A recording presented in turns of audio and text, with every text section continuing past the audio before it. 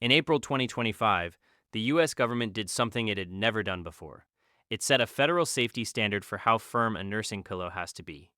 If you're a new parent, you probably never heard about it. There was no recall, no headline, no viral warning, just a new rule quietly added to federal regulation, requiring these products to be firm enough that a baby's face can't sink into them. That rule exists because of a decade of deaths tied to soft, conforming bedding. But the story doesn't end with infants. The same softness sitting under a baby's face is sitting under your face too, every night, for years, and almost none of what's inside it is regulated at all. The mechanism behind those deaths is called positional asphyxia. An infant ends up in a position where their airway is blocked and can't move themselves out of it, because a newborn can't reliably lift its own head or push itself off a soft surface. The Consumer Product Safety Commission tracked nursing pillow fatalities between 2010 and 2022 and counted 154 infant deaths in that 12-year window, most of them under 6 months old, nearly all of them falling asleep in a pillow designed for supervised feeding, not sleep.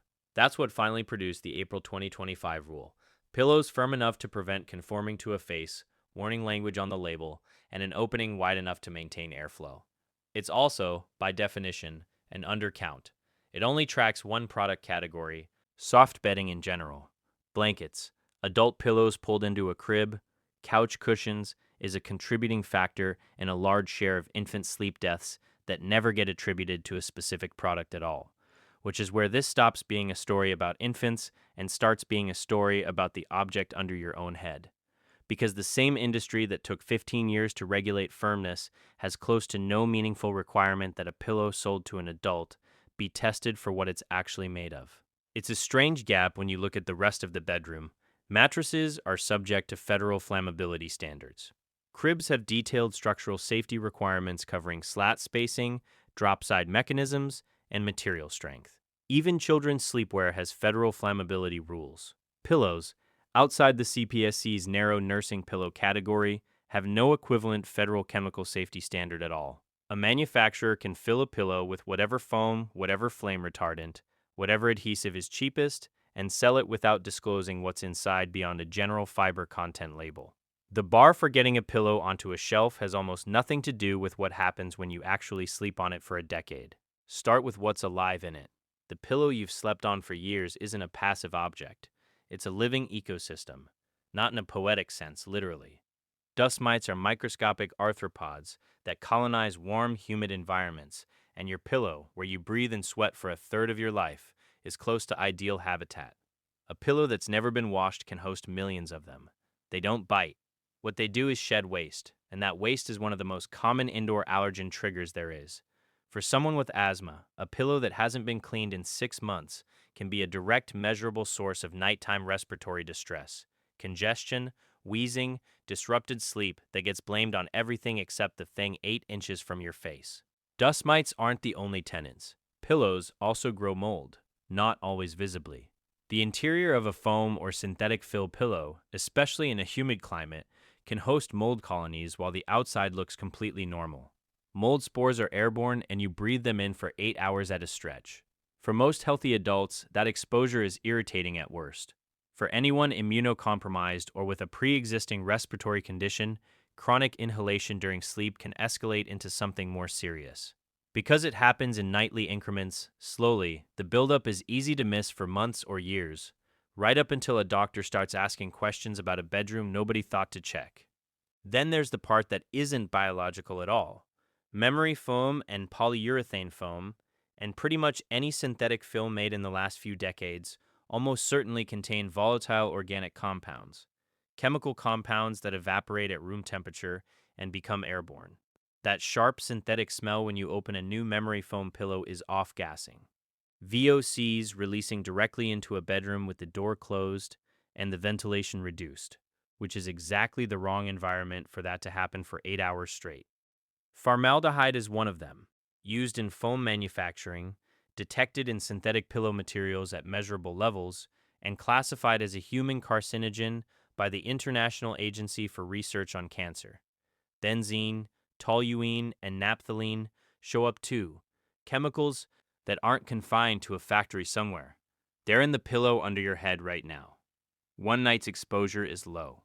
Thousands of nights in a room with limited airflow is a completely different calculation, one that compounds year over year in exactly the room you spend the most unconscious, unmoving hours in. Polybrominated diphenyl ethers, PBDEs, deserve their own mention. They're flame retardants that were widely used in polyurethane foam for decades, and research has linked exposure to hormonal disruption, fertility problems, neurodevelopmental issues in children, and cancer. Bromine levels in polyurethane foam pillows run significantly higher than in feather or polyester alternatives. They were added for a legitimate reason, fire resistance. But the trade-off is chronic low-level exposure to a compound class the science has grown increasingly uneasy about. Regulation of these chemicals has been inconsistent, so plenty of older pillows, and plenty of cheap synthetic ones still on shelves, contain them without anything on the label saying so. Many synthetic pillows are also treated with fragrance and deodorizer, specifically to cover the smell of the off-gassing happening underneath. So the chemical release happens, and then a second layer of chemicals gets added on top to hide the first one. Limonene, a fragrance compound delivered through microencapsulation in fabric treatments, is a documented skin sensitizer. Anyone sleeping on a treated pillowcase or using scented fabric softener on a pillow cover is adding another source of airborne chemical exposure on top of whatever's already coming from the fill itself, usually without knowing either layer exists. Sleep researchers generally recommend replacing a pillow every 1 to 2 years, both because the fill degrades and loses support, and because the accumulated dust mite and mold load only grows over time. Most people don't come close to that. Surveys on pillow replacement habits regularly find people holding onto the same pillow for 3, 4, sometimes 5 times longer than recommended, often because a pillow doesn't look obviously dirty or worn. Foam holds its shape. Cotton fill can look fine on the surface, even after years of nightly sweat and skin cells and dust mite waste accumulating inside it. Washing helps, but only within limits.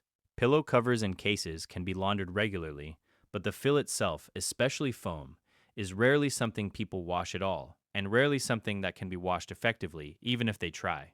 The gap between how long people actually keep a pillow and how long it takes for that biological and chemical load to build up is exactly where most of the long-term exposure happens. There are a few concrete things that actually change the picture. Washing a pillowcase weekly, and the pillow's outer cover monthly, cuts dust mite waste and allergen buildup significantly. That part is simple and well established. Airing a pillow out in direct sunlight periodically helps reduce the moisture mold needs to take hold. Keeping a bedroom's humidity below 50% makes both mold and dust mites measurably less viable. None of this fixes a pillow that's off-gassing VOCs or contains PBDE flame retardants. That's a manufacturing problem, not a maintenance one, but it meaningfully reduces the biological half of the exposure, which for most people is the larger and more immediate half. None of this is acute. A healthy adult on a relatively new pillow in a ventilated room isn't in any immediate danger, and that's the point. This isn't a one-night risk. It's a cumulative one. 8 hours a night, 10 or 20 or 30 years, synthetic fill, no washing, no replacement schedule, a poorly ventilated bedroom. That combination is where the chemical exposure and the biological load, the mold, the dust mite allergen, start showing up as something measurable. Chronic morning headaches, seasonal allergies that seem inexplicably worse indoors, respiratory symptoms a doctor keeps attributing to something else. The pillow is almost never the first suspect, because it's the one object in the room nobody thinks to interrogate. There's no federal rule coming for any of this, the way there eventually was for nursing pillows. What exists instead are certifications you have to go looking for. Organic cotton, wool, and kapok carry far less chemical content than synthetic foam. GOTS, Okotex Standard 100, and GreenGuard Gold all exist to verify that a textile has actually been tested for harmful emissions, and Certipure US does the same job specifically for foam. None of these labels are required. All of them are available on the pillows that bother to earn them, if you know there's a label worth checking in the first place. Most people don't, because nobody tells them there's a number to ask about at all. Not the manufacturer, not the store, not the packaging designed to make a $2 synthetic pillow look identical to one that was actually tested. The thing you press your face into for a third of your life is, for most people, the least scrutinized object in the entire house. That's not because it's